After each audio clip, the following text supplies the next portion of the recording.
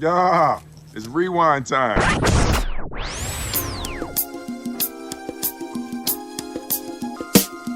Will Smith. Whoo, aha! Willing to play a withered Will Smith assassin while whooping the ass and whiling away from a younger, more fresh Will Smith. Back up! I'm crazy! I'll be tripping!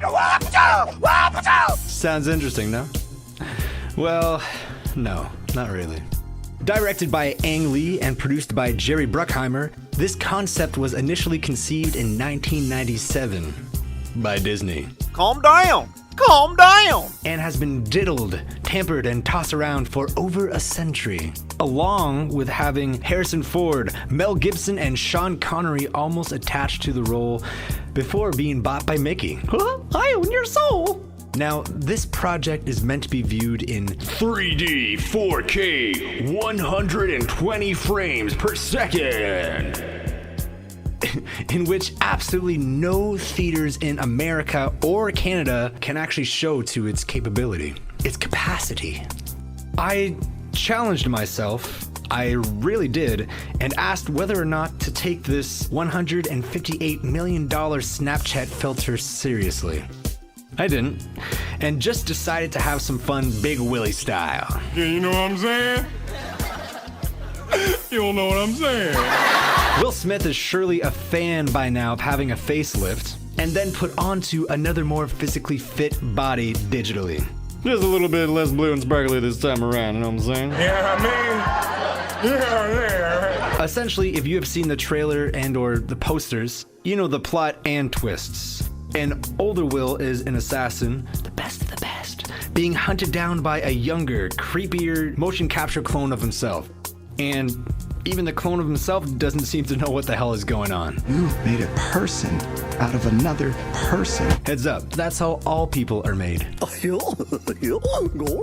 It's a more than predictable flick, being able to call out one-liners and notions minutes before they happen, along with being very quickly paced, jumping from CGI location to another CGI location, just to sit and squeeze out a little more exposition. Exposition scripted by the gentle minds behind Game of Thrones and X-Men Origins Wolverine, whom I'm assuming didn't get to sink their gnarled teeth too much into that $130 million budget, as all, if not most, of it was forked over to Will and strapping expensive balls on his face for motion capturing. I make this look good. I mean, half the world didn't even have the pleasure or even full access of enjoying the 4K etc. per second. The CGI wasn't terrible, especially in the beginning, but after the initial of seeing the younger rendered him fades, the effects just snowball into Gumby on cocaine throughout the rest of the runtime. Why, oh why, couldn't they have just found a younger actor to get jiggy with it? I get it, Ang. You want some world-changing imagery just like you did with Hulk, but an easy fix would have been bringing in a younger actor. You. Yes, you. I'm talking to you now. You know what I'm saying? Who would you cast as a young Will? Let me know in the comments below.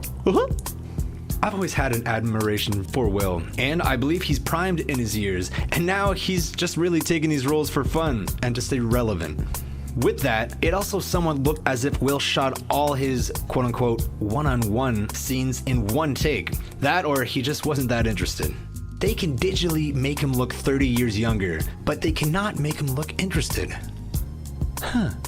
The future. Aside from a Big Willie threesome, I didn't think that one out.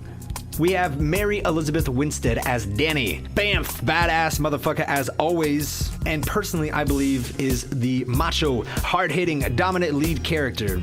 Though that might not be saying much, as these hourly trained, almost super soldiers can't aim for schlitz.